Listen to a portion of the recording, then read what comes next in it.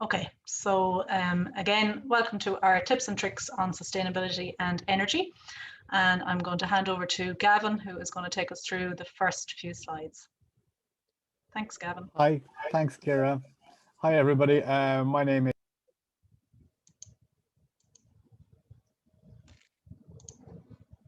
You've muted yourself, Gavin. Sorry, Gavin, I did that too. I meant to mute myself. Sorry. That's okay. That would have been a really short presentation. Anyway, so thanks very much for coming, and thanks very much for Kira for organizing things. It's there's an awful lot of work goes on in the background to make sure that these things go ahead. So thanks, Kira. So I'm an engineer and a scientist, and I've been doing energy projects for about 20 years now. I'm based in Sligo, but I've worked all over Ireland and the UK and further afield as well. So I've got a pretty good experience of mostly renewable energy as opposed to energy efficiency. And maybe Donal, if you want to introduce yourself, people will, it's actually pretty complimentary because that's Donal's area. Yeah. My name is Donal Gilroy. I'm a PR assessor for the last 13, 14 years since it started. We may have another PR assessor with the name anyway on the list there, but it's you're all very welcome. I also do air tightness testing on new buildings, which is required for certification. I work with a lot of deep retrofit companies and just general. Mostly about domestic stuff is my area. So I leave Gavin to the bigger stuff and I try and do the domestic. So if you have questions about your own homes or generally about housing and what the best thing to do is, yeah, I'll be able to answer them for you. Thanks. Great, thanks, Donal. So we're just going to do a bit of context and then a couple of tips and places that to go to for funding and advice and what's kind of going on around Sligo insofar as we can see it. And we're not going to hit anything in too much detail. So if you have questions, just put them up on the chat, and Kira is going to moderate that for us. And obviously our contact details are here as well, so you can follow up with us afterwards if you need to.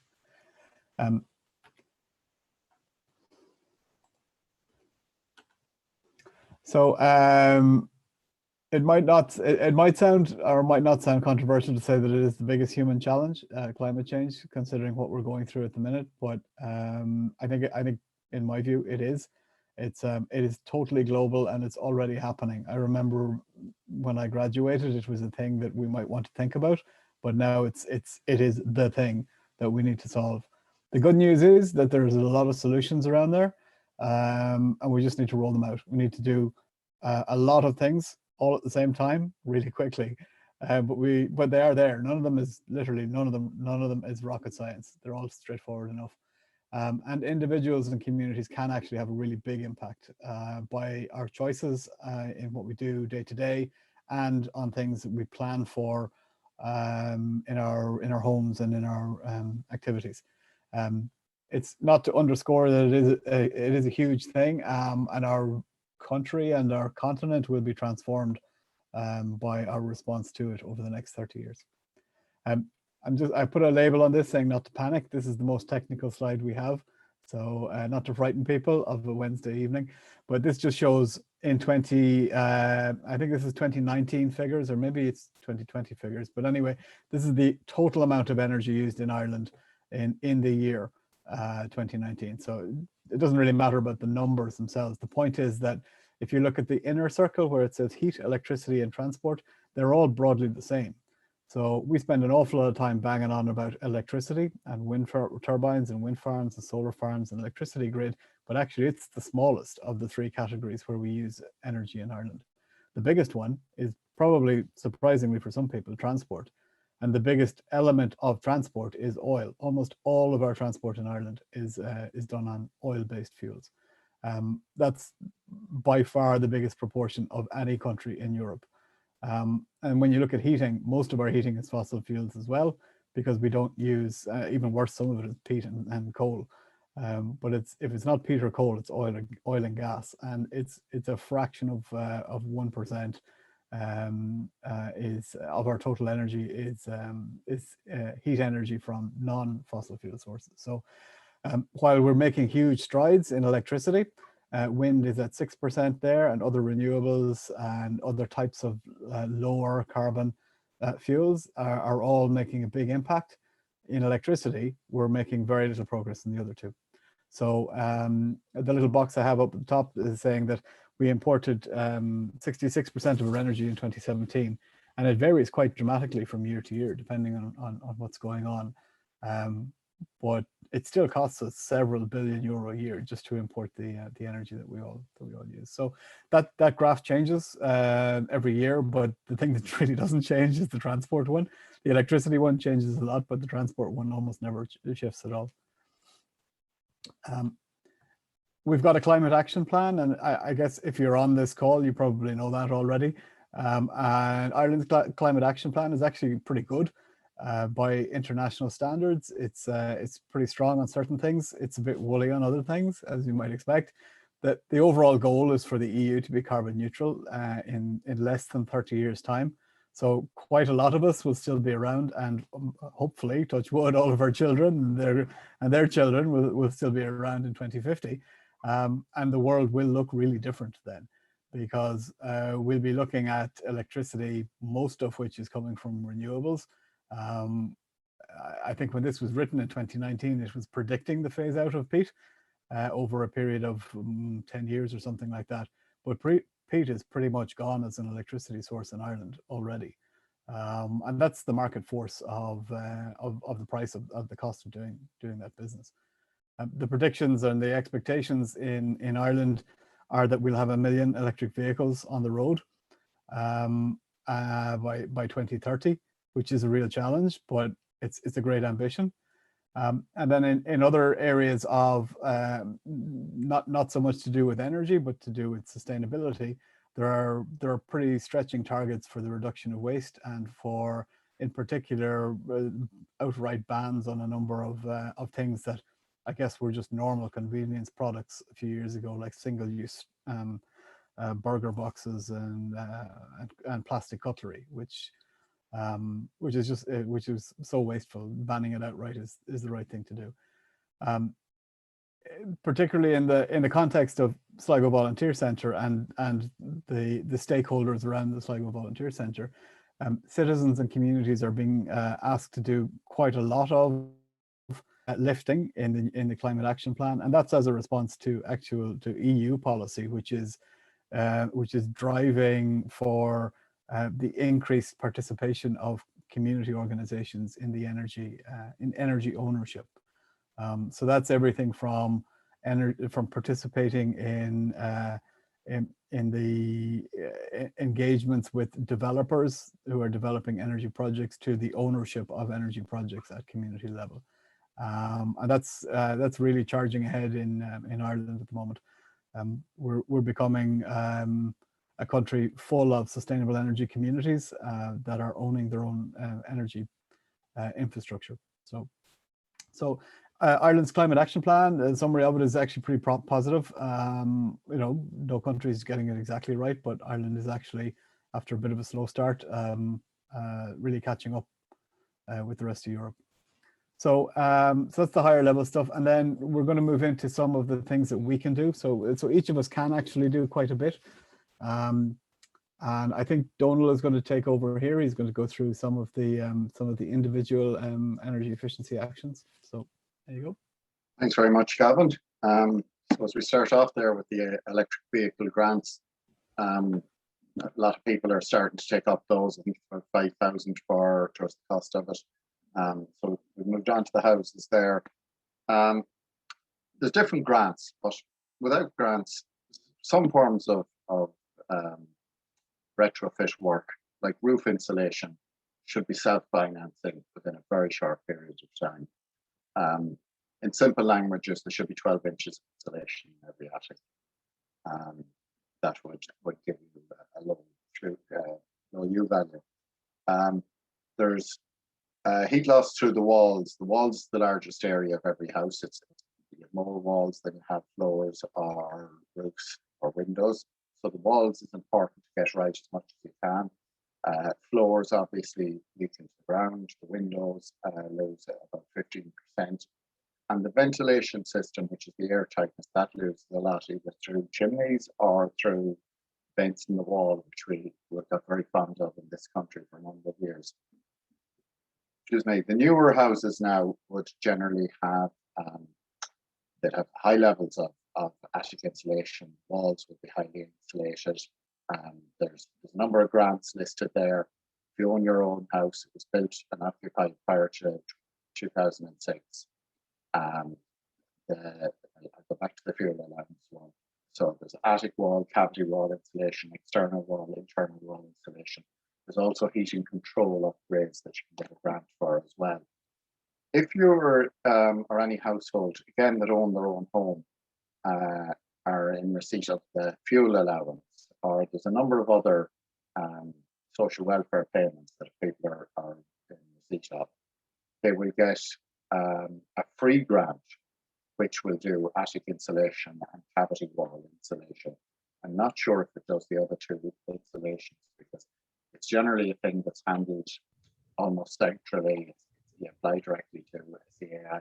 You don't appoint your own contractor. It's one contractor that's doing a huge area. Sorry, Donal, could I just interrupt you for 1 second? We just have a comment. People are having a little bit difficulty hearing. I wonder if you could even lean into the microphone a little bit, maybe. All right. Okay. Sorry now. Sorry. Thanks. Sorry now. Sorry, Connor. So sorry, I was saying on that. There's if you own your own home, we've gone through it there. But there's the grant for people who are on fuel allowance and some of the other social welfare payments can get free attic insulation and free cavity wall insulation. And they'll also get some draft stripping and hot water cylinder, things like that, insulation if they don't have it already. There's about an 18-month to 2-year waiting list for that one. For the standard home energy grant, there isn't a waiting list as such. You apply online, you get it within a few minutes, you select your own contractor, you pay him, and you get the few €100 that's available.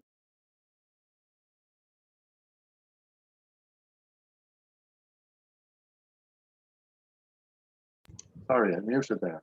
Yeah. Gavin, can you move on to the next slide for me there, or Kira? No, that's backwards. Forwards. Okay.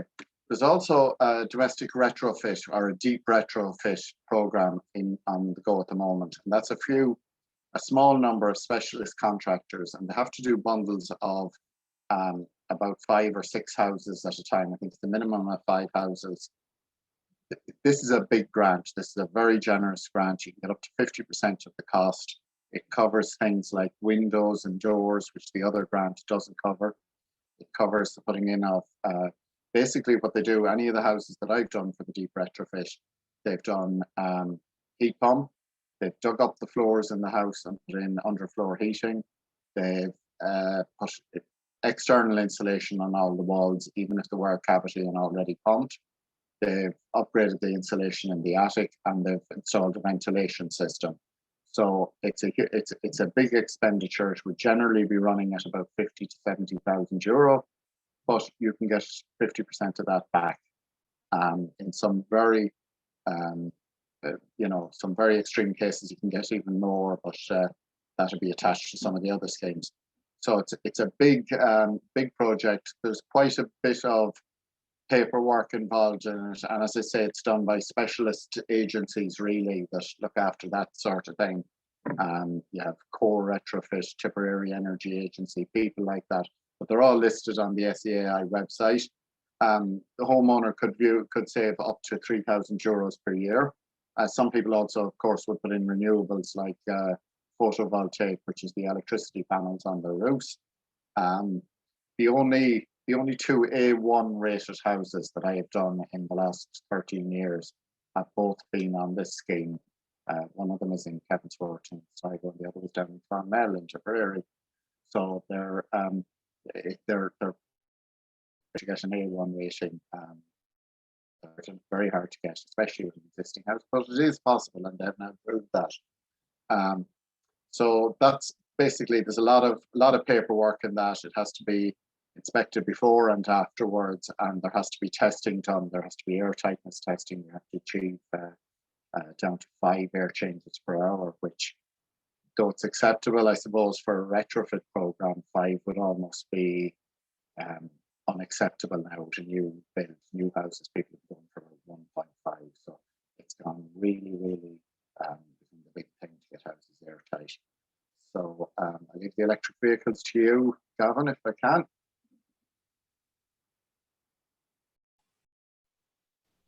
Thanks, Donal. It's a real asset to have Donal in Sligo, actually, because there aren't that many people in Sligo that know that level of detail about retrofits. But electric vehicles then is one of the ways of government trying to hit that big transport number we were looking at earlier. And it's a pretty easy way to do it because you're not asking people to change what they do; they just drive a different car. And lots of us are either driving like more efficient petrol cars or hybrids, and the next step is electric vehicles. And like the logic here is to charge it at home because it's a fraction of the price of going out and charging it on the street. But even still, even if you did charge it out on the street in Lidl or wherever, you're still going to be paying a fraction of the price of charging your car or fueling your car through diesel or petrol. It's probably not going to suit everybody to move to an electric car, but at the same time, the ranges are getting higher. So having maybe 400 kilometers is probably a fairly standard range now. So probably 600 kilometers in the next couple of years. Like my diesel Qashqai gets probably 700 kilometers on a tank, so that's about equivalent. So it becomes a pretty handy like-for-like replacement in the next couple of years. They're fierce expensive though, so buying them secondhand, I think in the north is probably a good idea, which is what most people are doing. But whatever works. There are grants available from SAI, but the main benefit from driving an electric vehicle is that it's zero emissions and it's cheaper to run. So it's if you can afford to do it, it's absolutely worth doing it. So that's the individual actions bit. Let me see. We'll move on to the next slide then. The collective actions then is something that we wanted to talk about as well. So whoops. So there are a number of ways. I don't know what's going on with that slide. I think it must be on an automatic forward thing. But anyway, there is a grant which I can't tell you much about because it keeps disappearing. Oh, and that one as well. Oh, how embarrassing. I'm going to have to do it this way. Sorry. Can you still see that okay?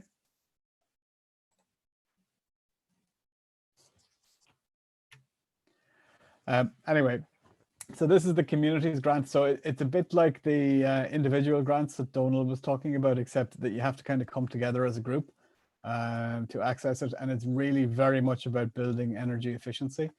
Like if you're going into SAI to talk about anything and you're not talking about doing the building energy efficiency first, you probably do need to start the conversation there. It requires groups to get together, and it's similar enough, I suppose, to the retrofit one that Donal was talking about. But you can actually pay a project coordinator, and they'll typically be able to secure something like a 50% grant support, so long as you're doing fairly straightforward things and you're doing, a bunch of them, maybe doing like 10 houses together, and everybody's doing wall insulation or maybe solar panels, but after having done wall insulation first and that kind of thing, then you can probably get the capital cost of those things down by 30% at least. So it's well worth considering. It's not easy, and you definitely need a professional project coordinator in there. Our company has done it before, but we don't like doing it because it's too complicated. There are professionals on the SAI website and this is all they do. So it's well worth, if you've got a couple of neighbors and you're all kind of thinking around the same thing, get in touch with one of those guys. The website is there. It's open currently. I think it opens once a year, that grant, in the kind of springtime. and then you have to have done the work by September, and then you get paid for it in October, kind of thing. But the project coordinators usually handle all of that for you. Let me see.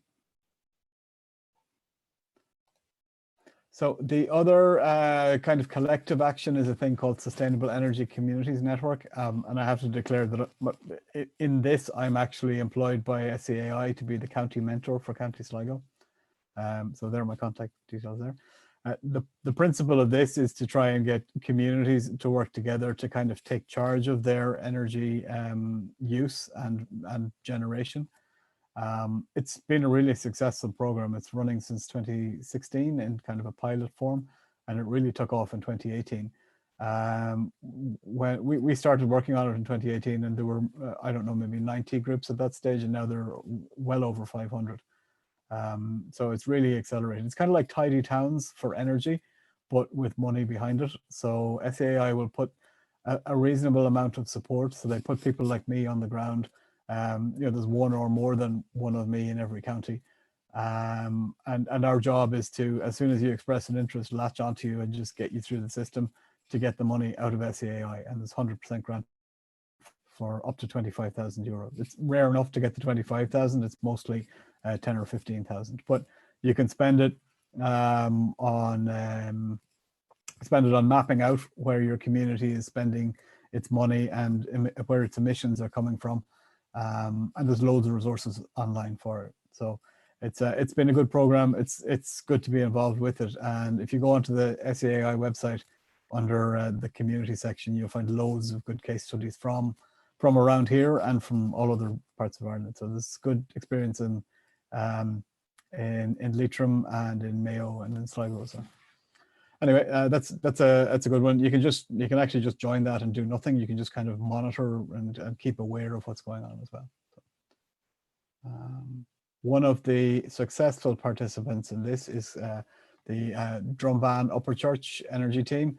And it was basically because people were leaving their community, they started this. And it was actually about their GAA club because they couldn't field a team. They decided they had to start getting people to stay in their community. So that's what they did. They started going around doing the local retrofits themselves. And every time they did a retrofit and saved, the local contractors made some money, and the homes that they did the retrofits on, they saved the money by not spending it on energy. So the whole community became a little wealthier. And then eventually they've actually gone to a stage now where they're building their own wind turbine to meet the energy demand of the houses that are there and running their heating off electric heat pumps. So that's been a real success. Some of the others then are, this is from the SAI website, but some of these groups are, they're groups like any of us are involved in. So that's a Huntstown Community Centre in West Dublin. And they have instead of a Weight Watchers group, they have a Watt Watchers group. So people come around. It's just an energy clinic, really. It's very straightforward. People come. An energy guy like me or Donald sits in the hall of an evening, of a Tuesday evening. Everybody knows he's going to be there. They bring their energy bills, and you go through the energy bill and you say you should be ringing your energy supplier and asking for a different rate, or you should maybe have a night meter if you have if you have a load of washing and drying to do at nighttime or something like that. So it's just basic advice. The Arran and Moore Islands one is a great one because I think the idea the ideas in Arran and Moore are going to be around things like electric ferries and things like that. So we'll see how that one pans out. But there's loads of examples there. I challenge anyone to not be able to find an example that speaks to them on that group. I think I can probably go back to the to that format again. So the third part really is about engagement. So we've had a bit what individual projects you could do yourself or individual actions, and what collective actions that you can do. But the third bit is to get informed and to inform other people. So these are just things that are going on in Sligo. There's the CARO, which is the Climate Action Regional Office, I think, has a series of webinars coming on biodiversity and nature. and in collaboration with Sligo County Council. And the PPN last year were running a series of environmental sessions as well. So there's actually a fair bit going on, and if you spread your search out to the Northwest region or the BMW region, you probably find an awful lot more stuff going on. So there's loads of information out there to inform yourselves and to direct other people to. And then once you're a little bit more informed than people around you, you can start doing things like we did an energy show in Castleblaney. It's a few years ago now, but it was basically all the suppliers who wanted to sell energy related products like windows and doors or insulation or recycling. They all got together in a hall, and the local community invited everybody to come around and view their products. So SAI and ourselves, we were the county mentors there in County Monaghan. We gave a couple of talks on energy, and people really got quite a lot out of it. Some of the schools did some lighting retrofits and window replacements as a result, and yeah, it was generally considered a pretty good event. I think they got about 300 people there on a Tuesday night in February, so not a bad outcome. The slides are gone a bit small, Gavin. Sorry, they're just gone into that side-by-side view. Oh yeah, I have to change that. Hang on a sec.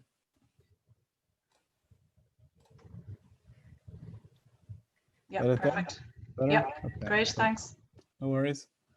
And then, yeah, and then other things that a group of any capacity can do is organize a free energy clinic. So, you know, if you get enough people in a room and get them to bring their energy bills, like somebody like me or somebody like the energy guys in IT Sligo would sit there with a couple of laptops and help people to find better electricity tariffs. It's very straightforward. There's a couple of websites to look at, and you just sit there for, you know, half an hour, and you get, you know, half a dozen or a dozen people to change their electricity bills to cheaper tariffs or to completely renewable tariffs. It's very straightforward. It needs a little bit of publication on Facebook or one of those or social media, and it needs, well, I suppose it needs a venue too. But maybe these days that's not so relevant. We haven't done one recently, actually. I wonder how we would do one now. Maybe we just do it over Zoom. Yeah, it's maybe worth a shot. That's a group in Shankill that just has a hill in Dublin near Dunleary, and it just organizes these events occasionally and does them in the church hall, and you know, gets 10 people some nights, 40 people another night, but it's a pretty good opportunity, a networking opportunity for people in Shankill as well. So so the last slide, I think, then is, or nearly last slide then, is Donal is just going to give a quick overview on what's happening on a Sligo County Council level. So back to you there, Donal.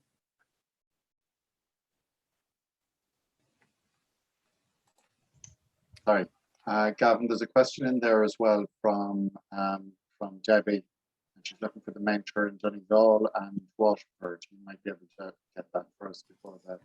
Yeah, I'll organise that.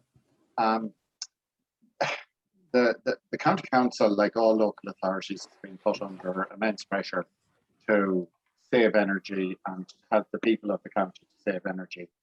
This is all in line with national and regional policies. All of them are gone that way.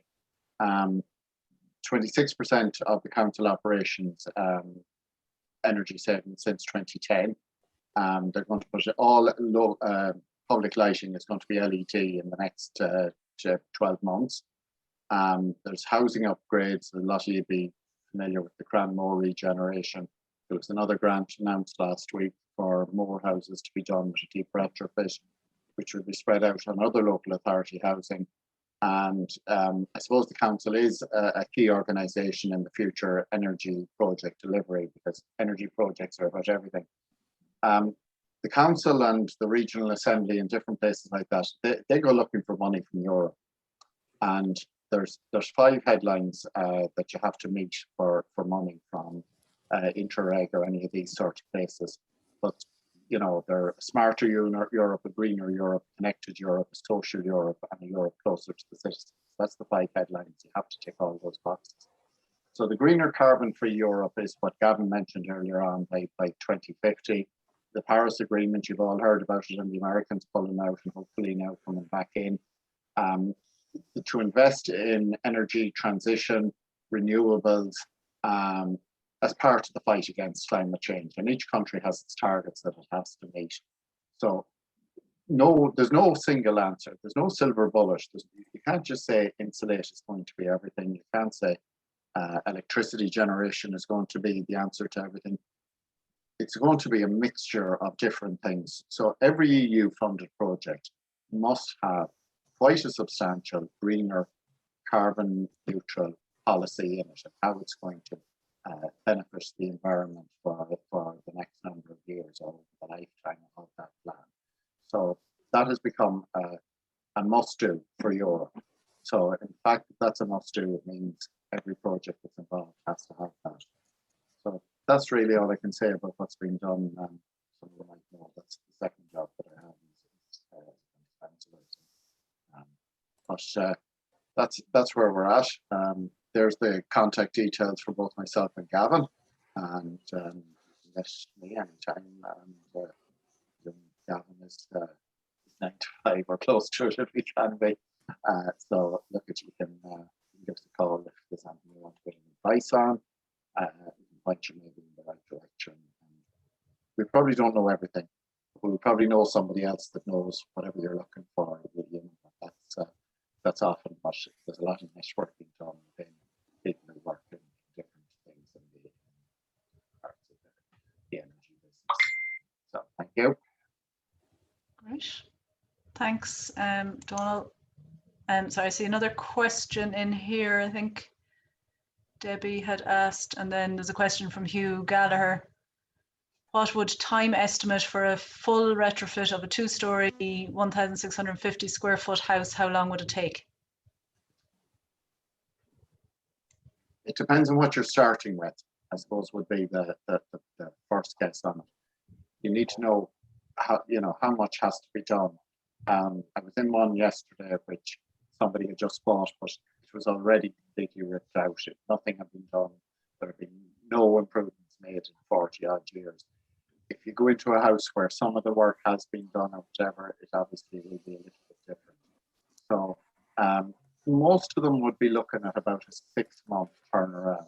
SEAI had a rule that all the grant work had to be done within 6 months. They've relaxed that a little bit, partially because of COVID, but even before that, for some of the really deep retrofit jobs, they were just taking a little bit longer. And quite often, these jobs were done at a generational change in the ownership of a house. So maybe it was bought by a young couple and the previous owners had passed away or had downsized. And the new people were also building an extension, and there was a whole range of other things that went with it. So a lot of them took a lot longer than 6 months. So they had to extend it for some people. There's some jobs. I'm doing some work with the guy at the moment. He had 38 houses that he was working on, and he had a serious heart attack himself just over the Christmas, and everything is on a standby. So I don't know what SEAI are doing with him. They'll obviously have to work with them to get it across the line. I know I mowed quite a bit of money out of it, and I'm going to have to wait because obviously you can't go chasing that. So look, at things do go wrong and all the rest. So it's a little bit flexible, but I would say 6 months would be a kind of a realistic target, because it is a deep retro. When you're digging up the floors, you have to leave drying time for floors before you can put in the underfloor heating that goes with the heat pump. And you also then need time before you can start to redecorate or put floor coverings down after that. And then do all the other things that have to be done in the house too. So it would generally be running close to 6 months. All right. Thanks, Donal. Connie has just put something in the comment there. This might be of interest to anyone involved in a small business. Green for Micro with the local enterprise office in Sligo, and a link there for that if anyone wants to take note of that. I think we can open it up if anyone has any questions or comments as well. There's only a small gang of us, so. You can unmute and come in if you want. Yeah. Debbie is looking to come in there. Can't No, hear. still can't hear you. Headphones not working. Can you hear me now? Yes. Yeah. No, I just thought I'd join. I'm in Donegal. I've got a really inefficient wood pellet boiler. We built the house in 2008, and I can't get anybody to come and look at it. The plumber who put it in's gone to Germany. I've contacted SEI Ireland, and they're not having anything to do with wood pellet boilers, although they give us a grant to put it in. I'm spending an absolute fortune on wood pellets. Dread to tell you how much it is, but it's scandalous. I don't know what to do. My husband says rip it out and put in oil, but I'm an environmentalist and I just can't do that. I feel your pain, Debbie. We also have one. Yeah, there was a number of them went in at that early stage that were, you know, they were, I suppose, relatively new to the system at that time. I hear people praising the living daylights out of them in some cases, but I do hear what you're saying as well. And I might snip over someday and have a look and see if I can see what's wrong with Kira's one, and then I can report back to you, Debbie. Is it the case, Debbie, that it's that the house is a low efficiency house, or Couldn't be if it's 2008. I don't think so. What are the ground source heat pumps, or I don't even know what they are.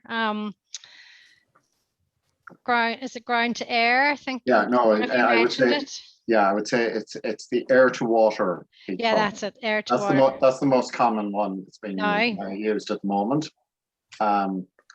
The ground source ones were the original ones where you had to put a big pipe all over your garden and laundry your lawn. And also some people drilled down really deep into the earth if they were limited for space. They were very costly. The air source ones are quite a lot less, but there's still quite a bit to put them in. They generally work on a low temperature, so they suited best for underfloor heating. Have you got underfloor? Have you got? Yeah. So possibly that would be, certainly if you were ripping it out, I would go towards that before I go towards the oil, because the oil is going to get dearer. They're going to tax us, without a shadow of a doubt. We'll be taxed out of using it, and that's the future of it. It's the same with the cars. A lot of us are saying, "Oh, I'll never drive electric or whatever," but the day will come and you're just saying, it's just not viable. But then there's the tax source going to disappear on the government, and they're going to say, "Oh, we'd have to start taxing electricity to replace that money." So, look, people will come around as time goes by, and it's like houses from 2008, around the time you built, became much more energy efficient.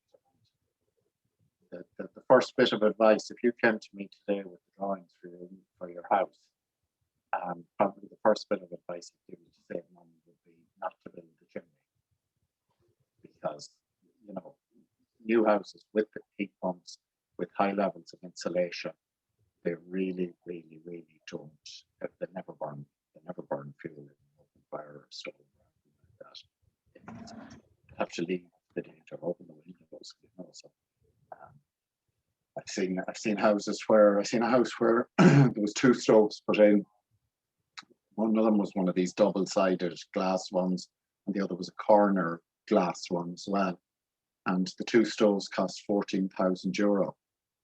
And about a year later, I was talking to the builder, and he was telling me that the only thing that had ever been burnt in them was a candle, because you couldn't. The house was so well insulated, aerated house. So, look at Debbie, if you want to give me a ring, we can talk about your particular one at some stage in the future, and just talk about, because there are some other things to consider before you go looking at a heat pump. Just that you're not losing the heat would be the most important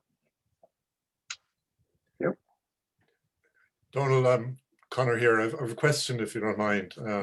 I'm thinking of doing a deep retrofit, and I've had, actually, funnily enough, the Tipperary people in, and I have a couple of concerns. One is that I have a 2-story, you know, it's a house on its own, quite exposed, and the bottom half is red brick, and I've always worried about pumping the cavity in where we have horizontal rain coming at us for, you know, at the moment, for example, and whether did you ever come across, various people have said to me, don't dream of pumping the cavity if you have this brick, you know, the brick leaf, and then there's a standard cavity. And I have internal insulation, but it was probably done 25 years ago, so there's only sort of a 1 inch of a slab on the inside, you know. Okay. I suppose there's a few different things, a few issues you've raised there. Brick is porous, but the more modern bead, the original beads that were used would carry moisture to the inner leaf, and then because you have the dry lines on the inside, you could have had a dew point, and the moisture would lodge, and you'd have all sorts of other problems. The modern type of bead are fixed if they're done with a resin mixture. The liquid that goes through the beads to bind it is a resin, and that won't carry any moisture. It's NSAI approach that it won't do that. Okay.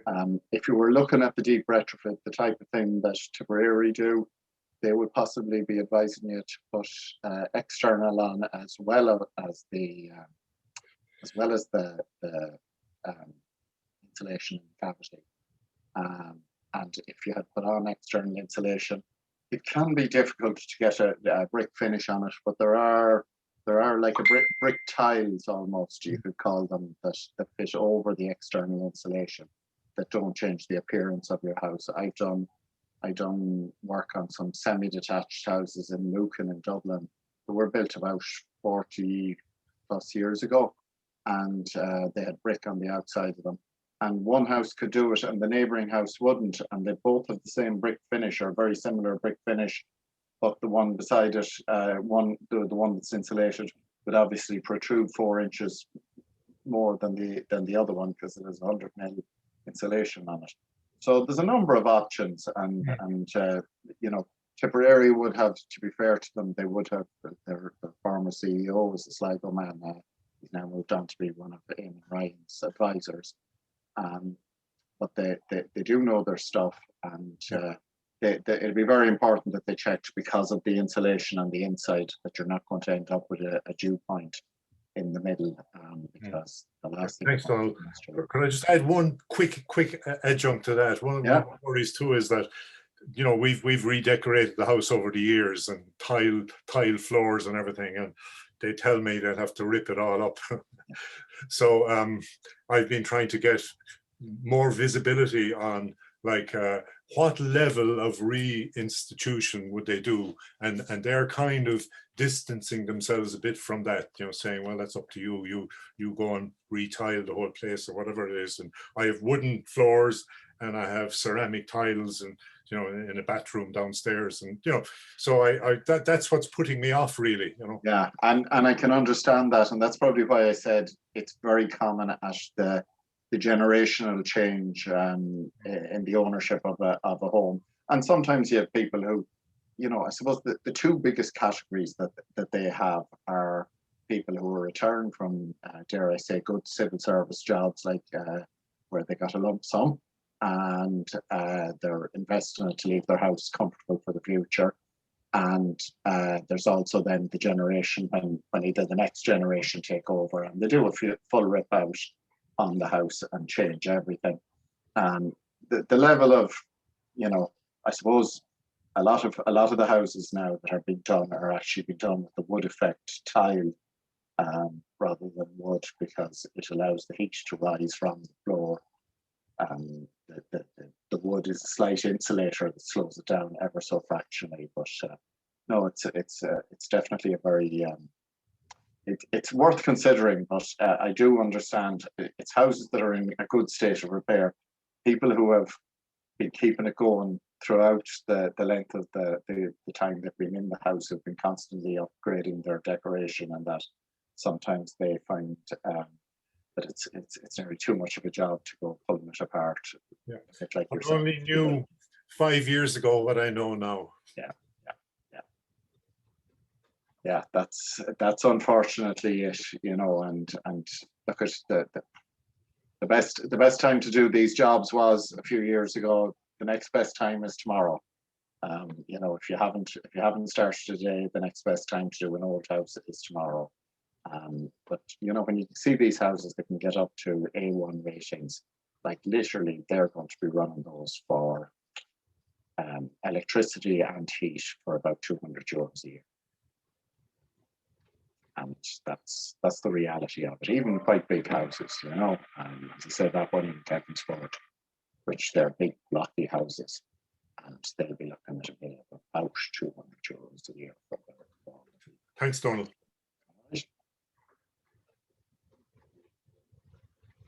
Anybody else have anything to comment or add? Again, another question in there from Hugh Gallagher. He mightn't be able to have speakers or something. Would you consider aluminium rads instead of ripping up? Sorry, instead of ripping up the floors. Aluminium radiators can work on a lower temperature. It's the second best option for someone like Connor, especially there in the question he asked. It would be, if he wanted to save his floors, it would be the second best option. They still have to be worked. Radiators in general need to be worked at about 50, 55 degrees. Underfloor heating runs at about 30 to 35 degrees. So that extra 20 degrees has to be paid for, you know. Now, aluminium radiators do give it out better than the standard metal radiators, but that's it's not as good as the underfloor, but it's better than the traditional metal radiators. I've had cases where local authorities in different parts of the country are doing up houses and they're putting in heat pumps and they're keeping the traditional metal radiators because they feel that they'll be, you know, they take a bit of abuse more than that the aluminium radiators wouldn't be able to take the abuse that they might get in social housing.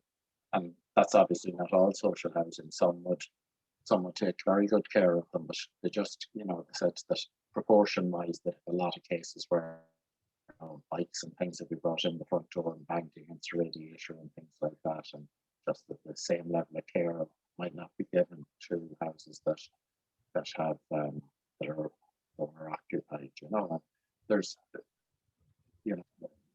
different ways of doing it, even for apartments and things like that. There's new systems on the go now. There's exhaust air heat pumps, which are basically they're a heat recovery ventilation system, but they also use that the heat exchanger, and the heat exchanger that takes the heat out of that and uses it for your heat pump. So there's no outside unit as well. Debbie was asking earlier on about the air source heat pump.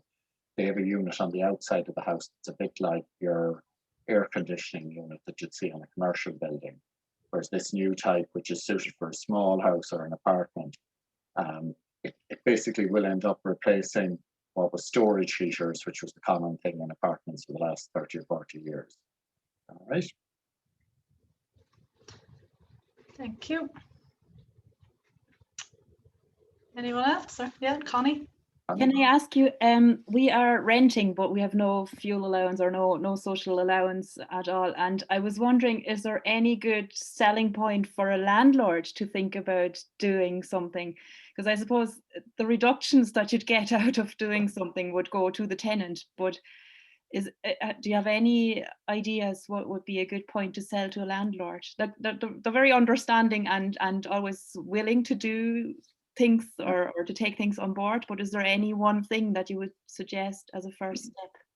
Well, you don't have to be the occupier of the house to apply for the grant, so he's entitled to the grants as well. I assume it's a he, and that's sexist comment from me straight away that the landlord is a man. But whoever your landlord is, that they can apply for them as well, and some do. You know, if they're doing an improvement.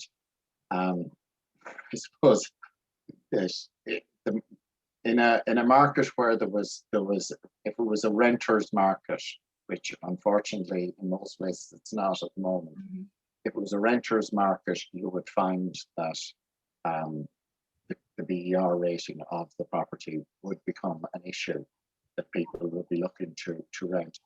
There was a housing estate built in a certain area of County Sligo. I won't name where, and there was a lot of East European people were renting houses in the estate, and the word actually got out not to rent houses in that estate because they were so expensive to run. And there was one of the problems with them. It was part of it was habit, that the houses had these the gas boilers that actually quite efficient condensing gas boilers. They had no water storage. They were the combi boilers, so they were heating straight away. But they also had an open gas fire in the sitting room. And what was happening was the first person that had come home at 5 o'clock in the evening, it turned on the gas fire in the sitting room, and it'd stay on till midnight till the last guy turned off the remote control on the television. So they were burning probably 2 weeks supply of heating for the whole house, heating one room every night. So they were ended up with massive gas bills because an open gas fire is about 20% efficient, whereas their gas boiler, their condensing gas boiler might be 96, 97% efficient. So it was, and the heat was just going straight up the chimney, but it looked lovely. It looked lovely. And my advice to the lady that owned the house that had asked me for advice was to take out the gas fire and just leave it as an open fire. There was a standard chimney on it. So just leave it as an open fire. They're not going to go to the bother of carrying turf and coal or whatever else in to light the fire. I probably told you now that it's outside Sligo town because it's not a smoke-free zone.